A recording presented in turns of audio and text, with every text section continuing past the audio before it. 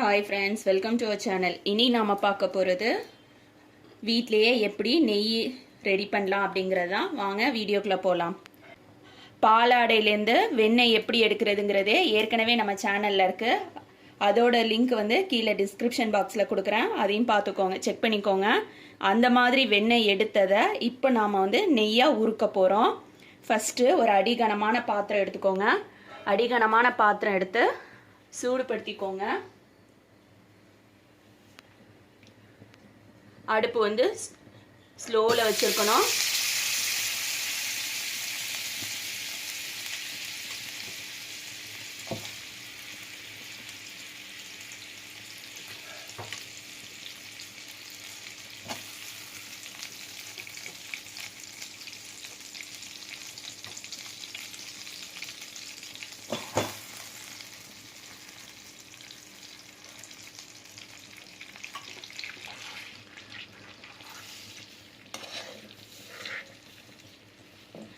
வெண்ணெய் பாருங்க, நம்ம வீட்டில் எடுத்தது எந்த அளவுக்கு சுத்தமான வெண்ணெயாக இருக்குது அப்படின்னு சொல்லிட்டு. இந்த மாதிரி சுத்தமான வெண்ணெயில் நாம் நெய் எடுக்கும்போது எந்தவித கலப்படமும் இல்லாமல் சுத்தமான நெய் கிடைக்கும் நமக்கு. அதே கடையில் வாங்குகிற நெய் ஒரிஜினலாக இருக்காது. மோஸ்ட்லி கலப்படம் தான் பண்ணுவாங்க.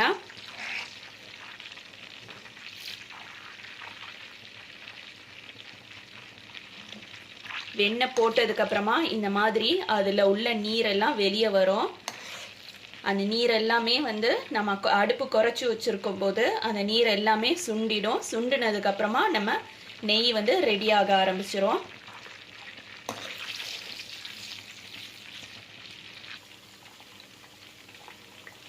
இப்போ பார்த்தீங்கன்னா இந்த ஸ்டேஜில் வெண்ணெய் ஃபுல்லாக கம்ப்ளீட்டாக உருகிடுச்சு. உருகிட்டு நெய் ரெடியாக ஆரம்பிச்சிருச்சு. ஆனால் அதோட பதம் நமக்கு தெரியறதுக்கு இப்படி எடுத்தோம்னா கீழே உள்ள இந்த கசடு எடுத்து காட்டுறேன் பாருங்கள். இந்த அளவுக்கு இருக்கும் சாஃப்டாக, அதாவது அதோட ஈரத்தன்மை இருக்கும். இந்த ஈரத்தன்மை இருந்ததுன்னா நம்மளோட நெய் கெட்டு போயிடும். இந்த கசடு நல்ல கலர் மாறணும். அந்த நெய்யிலேயே இந்த கசடு அப்படி பொரிஞ்சிரும். இது நம்ம சாப்பாட்டுக்கு எடுத்துக்கிடக்கூடாது. இது கீழே அடியில் தங்கிடும். அந்தளவுக்கு இது நல்லா உருக்கணும். அடுப்பு ஸ்லோவில் தான் வச்சுருக்கணும். ஹைலேயோ மீடியம் ஃப்ளேம்லேயோ வைக்கக்கூடாது. மீடியம் ஃப்ளேமில் வச்சா கூட நமக்கு அந்த நெய் கலர் மாறிடும், தீஞ்சு போக ஆரம்பிச்சிரும். ஸ்லோவில் வச்சாதான் இந்த பச்சையாக இருக்கிற இந்த மாவு மாதிரி இருக்கிற இந்த கசடு நல்லா பொரியும். பொரிஞ்சதுக்கப்புறம் நான் காட்டுறேன். இந்த ஸ்டேஜில் நான் கொஞ்சமாக உப்பு போட்டுக்கிறேன். உப்பு எதுக்காக அப்படின்னா அந்த கசடு தனியாக நெய் தனியாக பிரிஞ்சு வர்றதுக்காக தான் சேர்க்குறது. நிறைய போடக்கூடாது உப்பு, சும்மா ஒரு சின்ன பிஞ்ச் அளவு போட்டால் போதும்.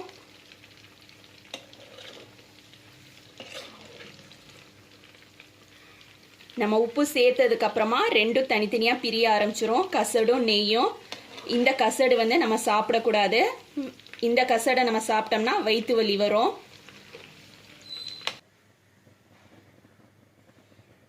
இப்போ பாருங்க, நம்மளோட நெய் எந்த அளவுக்கு தெளிவாக வந்துருச்சுன்னு பாருங்க. இந்த ஸ்டேஜில் ஒரு கொத்து முருங்கைக்கீரை போட்டுக்கலாம். ஃப்ரெஷ்ஷாக இருந்தால் ரொம்ப நல்லது. எதுக்காக முருங்கைக்கீரை அப்படின்னா நல்ல வாசனையாக இருக்கும் முருங்கைக்கீரை போட்டால். உங்ககிட்ட முருங்கைக்கீரை இல்லை அப்படின்னா நீங்கள் கருவேப்பிலை கூட சேர்த்துக்கலாம்.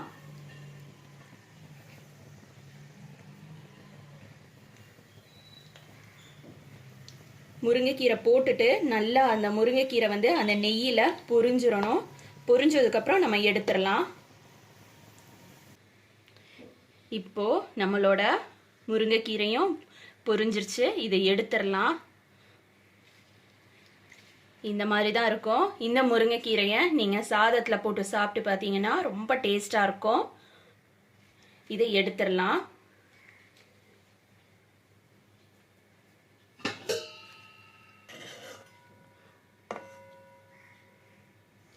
நம்மளோட நெய் பாருங்க கரெக்டான பதத்துக்கு வந்துருச்சு. இதை அடுப்பு ஆஃப் பண்ணிட்டு கொஞ்சம் ஆற விட்டுறலாம். சூடாக இருக்கும்போது நம்ம வடிகட்டக்கூடாது, கொஞ்சம் ஆறணும். ரொம்ப ஆறி போனால் நெய் வந்து ஃபுல்லாக அப்படி உறைஞ்சிரும். அதால் ஓரளவு சூடு இருக்கும்போதே நம்ம வந்து வடிகட்டிடலாம். வடிகட்டிட்டு நான் உங்களுக்கு காட்டுறேன். இப்போ பார்த்தீங்கன்னா நம்மளோட நெய் ரெடி ஆயிடுச்சு. ரொம்ப சூடாக இருக்கும்போது ஊற்றக்கூடாது, ரொம்ப ஆறி போனுச்சுனாலும் உறைஞ்சிரும்.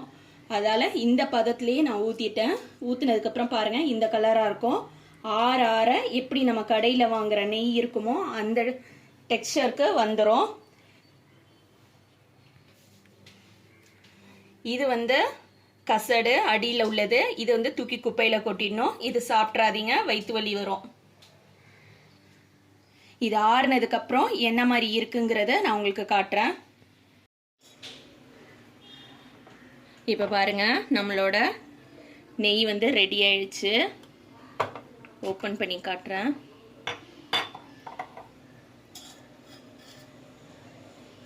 ஒரு ஸ்பூனில் எடுத்து காட்டுறேன் பாருங்கள் எந்த அளவுக்கு இருக்குன்னு. கடையில் வாங்குகிற நெய்யை விட ரொம்ப வாசனையாக இருக்கும். சுத்தமான நெய் நம்ம வீட்லேயே செய்யும்போது சுத்தமும் இருக்கும், சுகாதாரமும் இருக்கும், நல்ல மனமும் இருக்கும். இதே மாதிரி நீங்களும் உங்கள் வீட்டில் செஞ்சு பாருங்கள். தேங்க்ஸ் ஃபார் வாட்சிங்.